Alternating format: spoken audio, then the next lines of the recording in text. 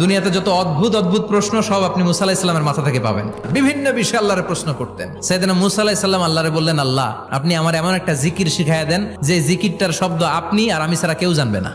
দিনে রাতে সব সময় এই জিকির আমি করব, আপনারে ডাকবো, কিন্তু শর্ত হলো এই জিকিরটা জানবে শুধু আপনি আর জানবো শুধু আমি। আল্লাহ বললেন, মুসা পড়ো লা ইলাহা ইল্লাল্লাহ।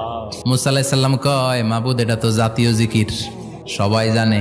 আমি তো চাইছি এক্সেলেন্ট একটা জিকির, কারো কাছে নাই, শুধু আমি জানবো আর আমি পড়বো।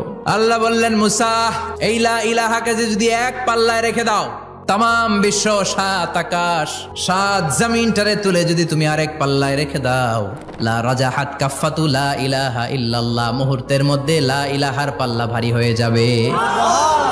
ও মুসা, তুমি যতই এক্সক্লুসিভ জিকির চাও, লা ইলাহার চেয়ে দামি জিকির আমার কাছে নাই।